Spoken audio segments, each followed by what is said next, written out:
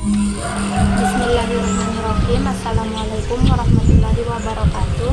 Perkenalkan, nama saya Nur Aziza dengan NIM 2202220076. Baik, video ini saya buat untuk memenuhi tugas mata kuliah strategi pengambilan keputusan dengan subtema yang akan dibahas yaitu bias-bias dalam pengambilan keputusan. Baik, yang pertama-tama yang harus kita ketahui itu apa definisi dari pengambilan keputusan.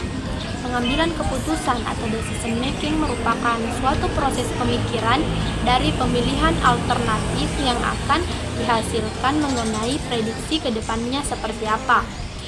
Adapun bias dalam pengambilan keputusan adalah kesalahan sistematis atau jalan pintas mental yang mempengaruhi cara kita menafsirkan informasi, mengevaluasi pilihan, dan membuat keputusan.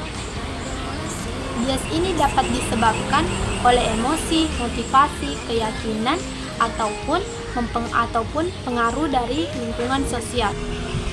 Selanjutnya ada beberapa jenis bias dalam pengambilan keputusan. Yang pada umumnya adalah bias jenis kemampuan dan bias jenis informasi.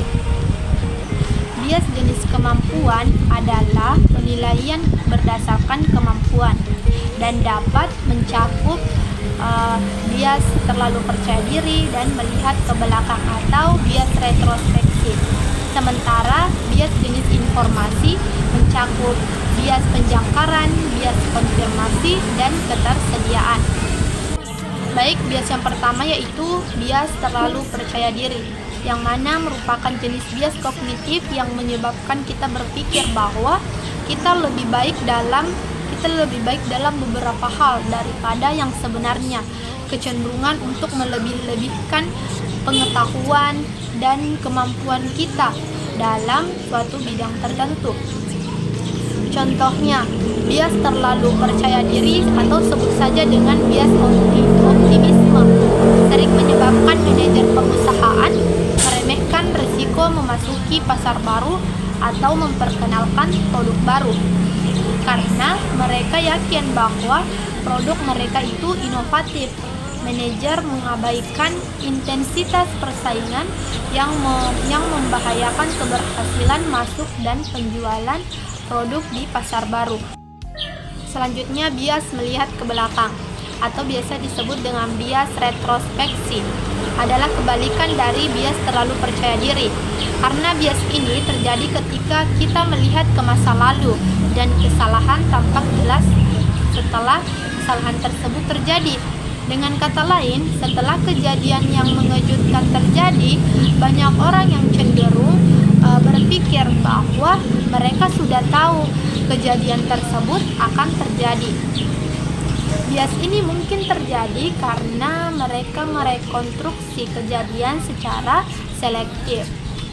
Contohnya, seorang manajer proyek merasa ada yang tidak beres dengan strategi pengembangan produk yang dipilih, namun dia tetap melanjutkan karena selama beberapa minggu sebelumnya timnya berhasil menyelesaikan tugas-tugas dengan baik tanpa adanya kendala. Setelah produk diluncurkan, ternyata tidak diterima dengan baik oleh pasar dan banyaknya juga fitur yang diharapkan itu tidak berfungsi sesuai dengan harapan. Selanjutnya yaitu bias penjangkaran, yang mana adalah jalan pintas heuristik atau mental yang bergantung pada informasi pertama yang kita terima, yang mana mengenai suatu subjek. Informasi awal ini berfungsi sebagai dasar atau jangkar untuk menginformasikan pilihan kita, terlepas dari informasi selanjutnya.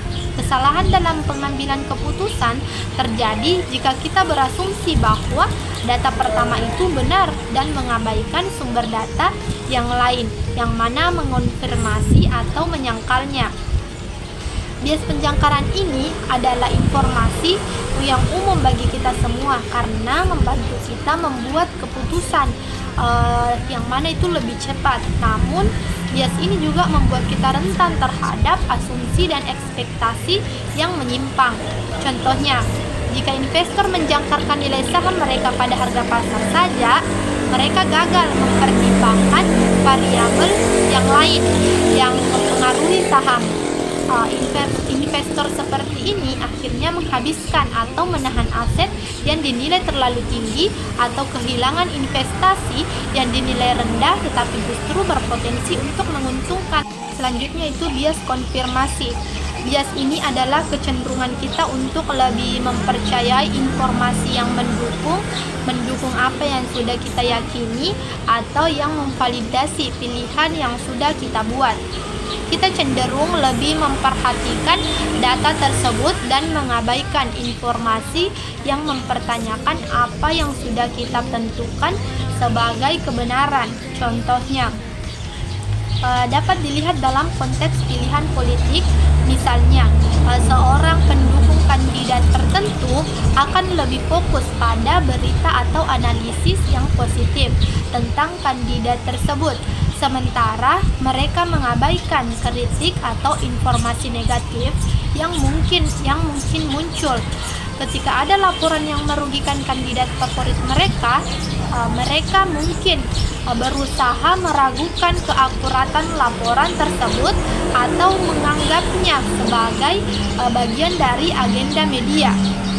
Kecenderungan ini menguatkan pandangan mereka dan menciptakan kesenjangan dalam pemahaman yang objektif terhadap isu-isu politik.